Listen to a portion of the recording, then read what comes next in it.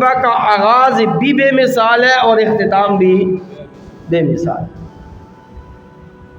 جس شخصیت کی سیرت طیبہ کا آغاز ولادت سے پہلے، آمد سے پہلے ہو جائے، آنے سے پہلے ہو جائے، اور جس کی سوانح حیات کا اختتام وفات پر نہ ہو بلکہ جب پوری کی پوری کائنات ختم ہو جائے، سارا کا سارا دنیا کا نظام درہم برہم ہو جائے، کافر اور غیر مسلم ہمیشہ ہمیشہ کے لیے جہنم میں چلے جائیں، صاحب ایمان لوگ ہمیشہ ہمیشہ کے لیے جنت میں چلے جائیں، تو اس محبوب پیغمبر کی سیرت طیبہ کا اختتام تب بھی نہ ہو بلکہ جنت الفردوس میں پہنچ کر بھی اس کی سیرت طیبہ چلتی رہے، اس کا مقام بیان ہوتا رہے، اس کی شان بیان ہوتی رہے، اس کی عظمت بیان ہوتی رہے۔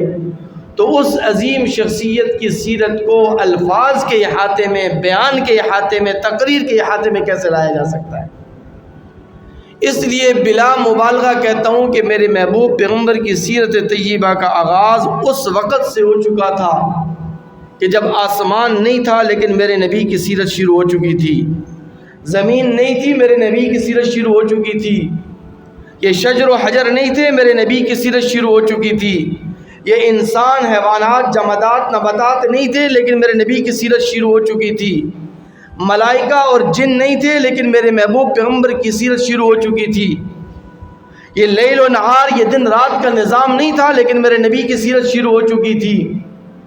یہ درخت، یہ پہاڑ نہیں تھے لیکن میرے محبوب پیغمبر کی سیرت طیبہ شروع ہو چکی تھی۔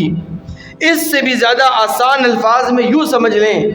کہ آدم علیہ السلام کی بھی تخلیق نہیں ہوئی تھی لیکن میرے محبوب پیغمبر کی سیرت کا آغاز ہو چکا تھا، حضرت نوح علیہ السلام کی تخلیق اور پیدائش نہیں ہوئی تھی لیکن میرے اور آپ کے محبوب پیغمبر کی سیرت کا آغاز ہو چکا تھا، حضرت موسیٰ علیہ السلام کی پیدائش عمل میں نہیں آئی تھی لیکن میرے محبوب پیغمبر کی سیرت کا آغاز ہو چکا تھا، عیسیٰ علیہ السلام کی ولادت نہیں ہوئی تھی لیکن میرے اور آپ کے محبوب پیغمبر کی سیرت کا آغاز ہو چکا تھا، حضرت ادریس علیہ السلام، زکریا علیہ السلام، ہارون علیہ السلام، حضرت ایوب علیہ السلام، حضرت یعقوب علیہ السلام، حضرت اسماعیل علیہ السلام، 1,24,000 کم و بیش انبیاء اس دنیا میں آئے نہیں تھے، ان کی ولادت نہیں ہوئی تھی، ان کی تخلیق نہیں ہوئی تھی، ان کی آمد نہیں ہوئی تھی لیکن میرے محبوب پیغمبر صلی اللہ علیہ وسلم کی سیرت طیبہ کا آغاز ہو چکا تھا۔ کتاب فطرت کے سر ورق پہ جو نام احمد رقم نہ ہوتا،